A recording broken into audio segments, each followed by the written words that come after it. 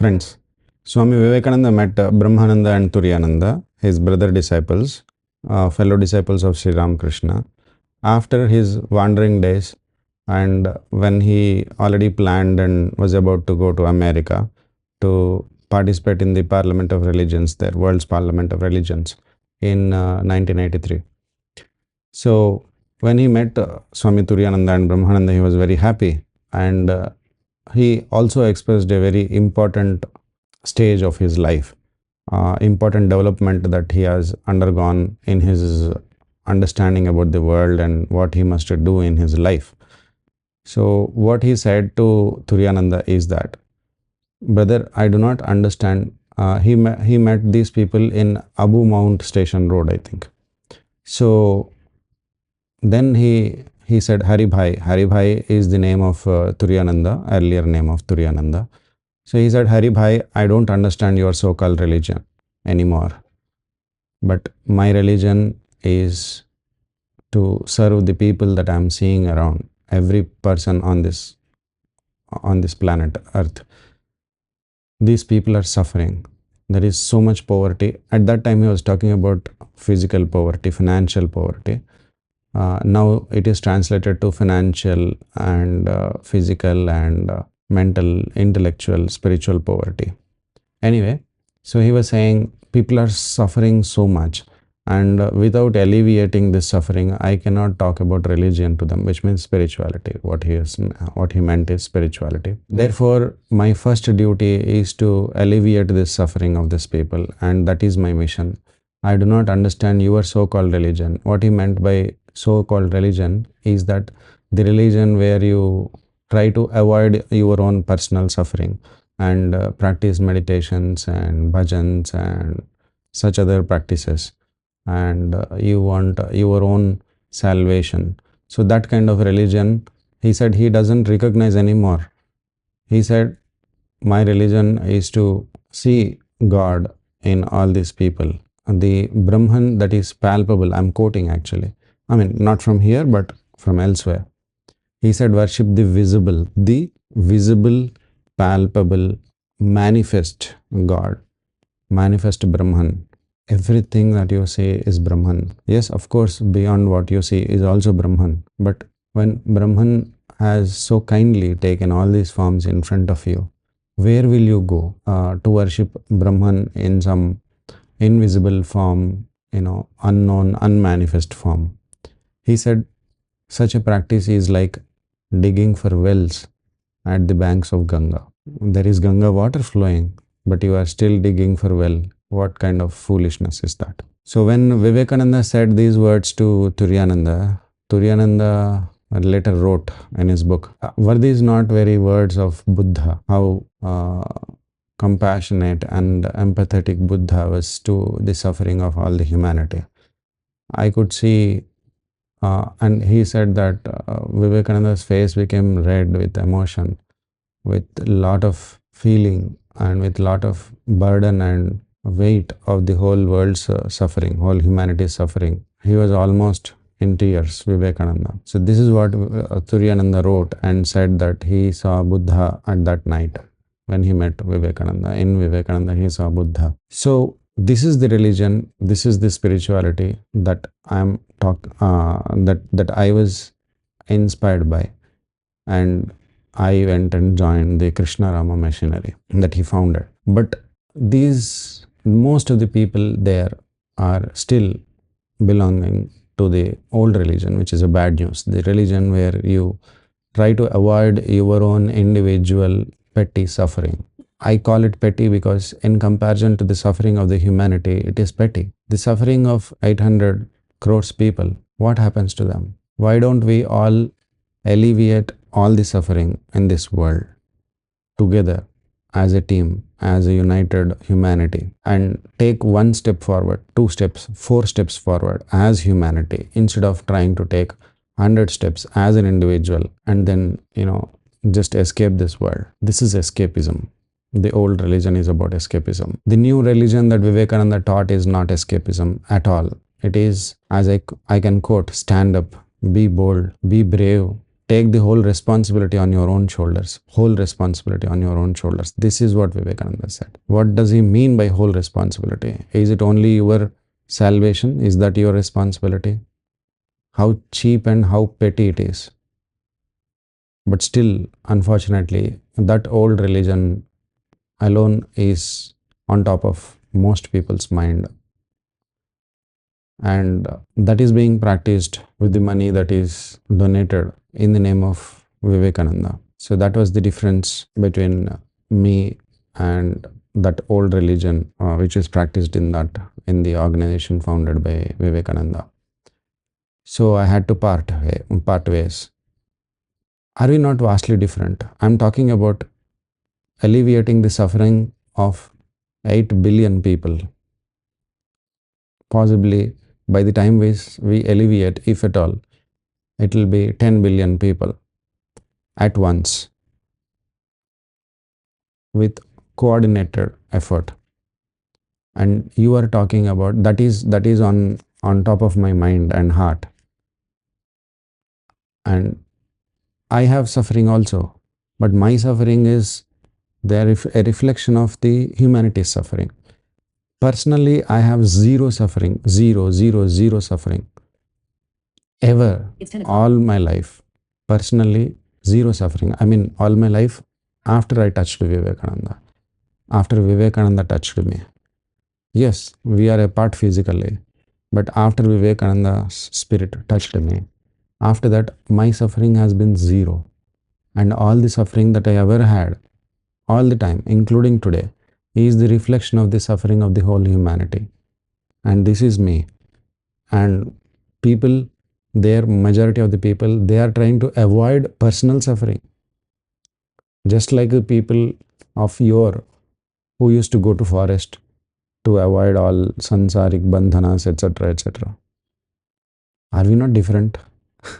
Are we not vastly different? Your religion is born out of Brahmananda's temperament, and mine is of Vivekananda's temperament. After all, sad to say, this difference has come into play.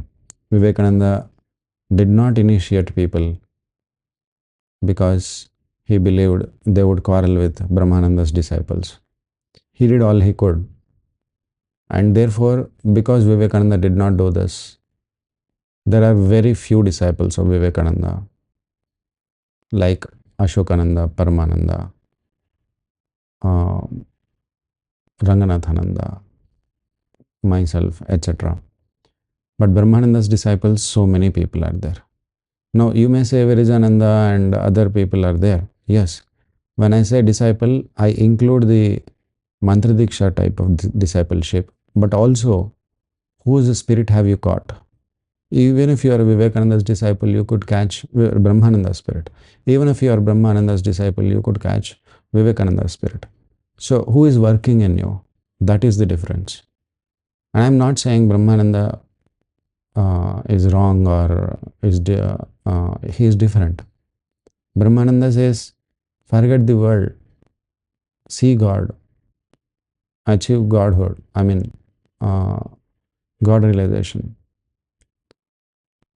That is the all the purpose in life. Vivekananda said, while trying to achieve the welfare of everyone on this planet, in that lies your welfare also. If you aim for your own mukti, you will go to hell.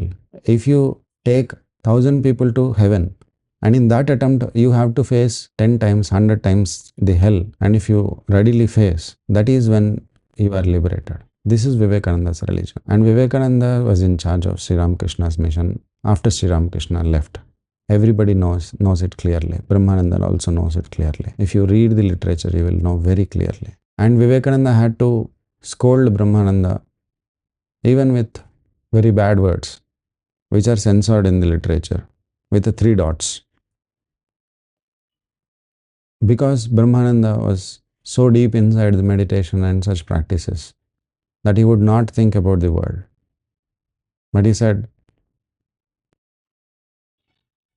we have worn the garb of a teacher. And when we have worn the dress of the teacher and we don't teach the world, spirituality. And if the world is not ready for spirituality, if we don't do everything that we can to make them eligible to receive spirituality and then teach spirituality, then we are only hypocrites. That is what Vivekananda told Brahmananda very clearly.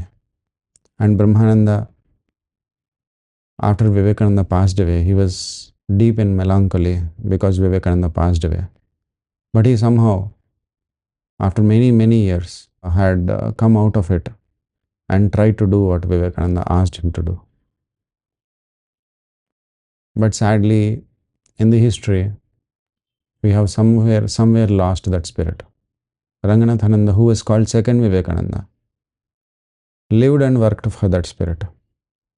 And now we see him as an exception to what the Krishna Rama machinery believes, and not as a policy or law. Very sad. He was even the president of that great organization. But he's seen as an exception.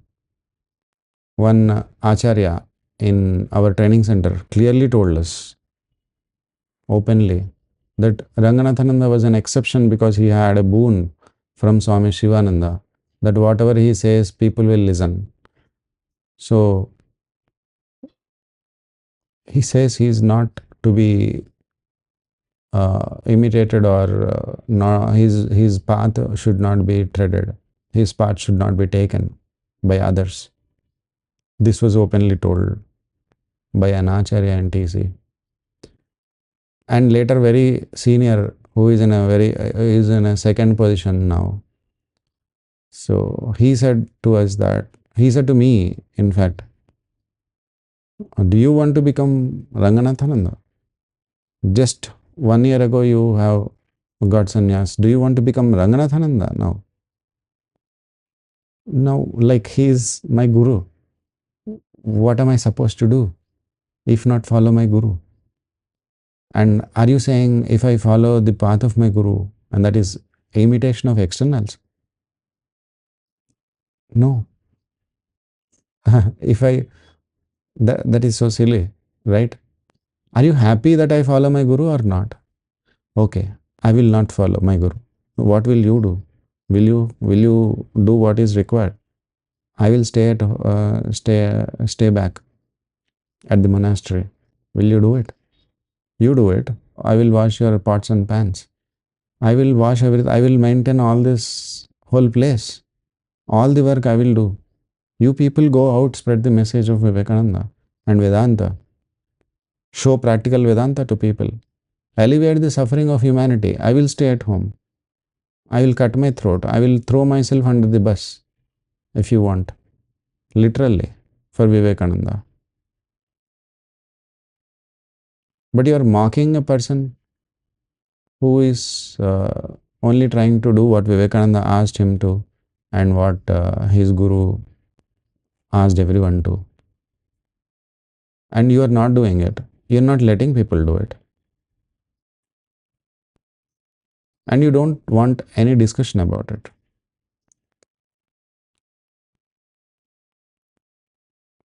And you say, what do you want? You ask me, what do you want to stay back in the organization? What does it mean? Why should it matter what do I want? Is it for what I want that I joined the organization, this movement? Did you join like that? How did you ask that question if you did not join to get what you want? No, if somebody joins this movement for what he wants or she wants, that's wrong. It is for what Vivekananda wanted. That is why we joined the organization. It is what the humanity needs. That is why we joined the organization, so that this organization will be able to help humanity achieve what Vivekananda expected of this humanity,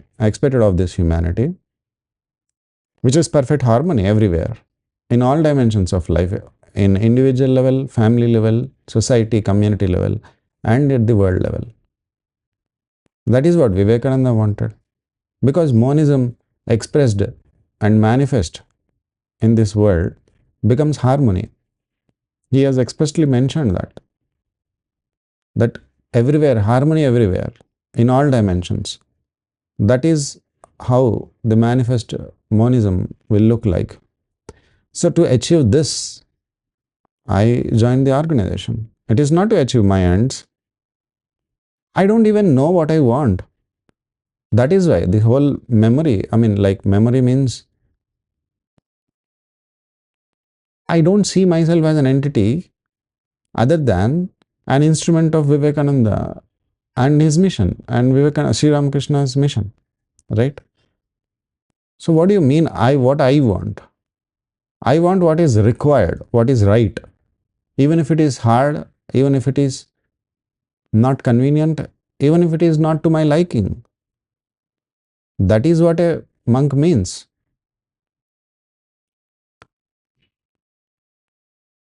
But it was very sad to see that people come there to fulfill their desires and use this as a platform wherein it is supposed to be an organization like a defense force of any country, wherein they don't care about what the members of that organization want, but what the country wants. And they become instruments to fulfill what the country wants. And in the attempt, die happily. That is what a mission means. Where is the missionary zeal?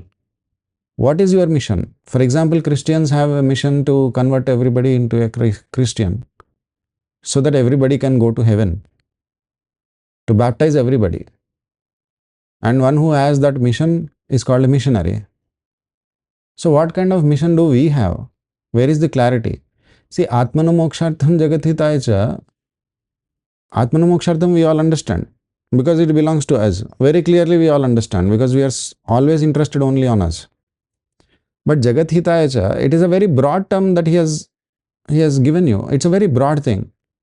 Elsewhere he has qualified it. He has mentioned exactly what he wants. So we have to read everything wholly. So Jagat hiṭa means you give a cloth to a person who does not have cloth. You give a blanket. You give food to a person. So this is also hiṭa of Jagat. This is also good of the world. But is that all? That is the question. You have to see the end of it. You have to make the whole world have all good come to it. There should not be any possible good that can be done more than what you have already done. What is the tripti bindu? What is the point of satisfaction for this Jagat hiṭa? You need to understand that. Okay, Atmana Mokshartham, there, moksha is supposed to be the end of it, right? So the hiṭa, what is the end point for that Jagat hiṭa?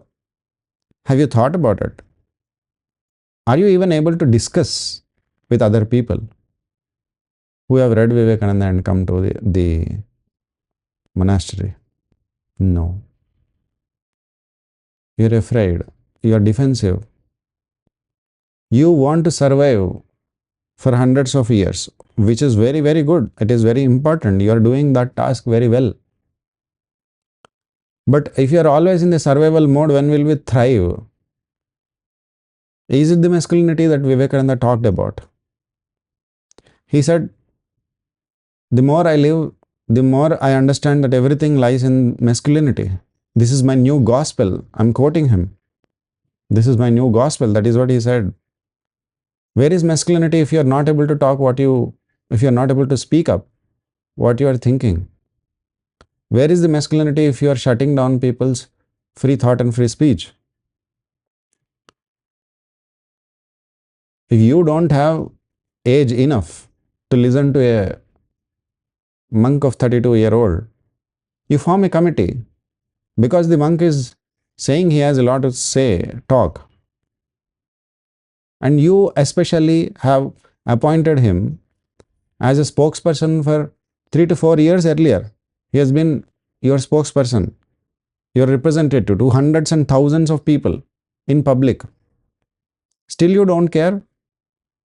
to know what is in his mind, what he is talking to public on your behalf? Unacceptable. Vivekananda would have been enraged. So I just resigned on paper, because I cannot be under the control of people who do not have superior intention than me. Superintendent means the intention of my boss must be superior to mine. In line with Vivekananda, of course. I did not see that is a possibility. So I had no choice but to resign.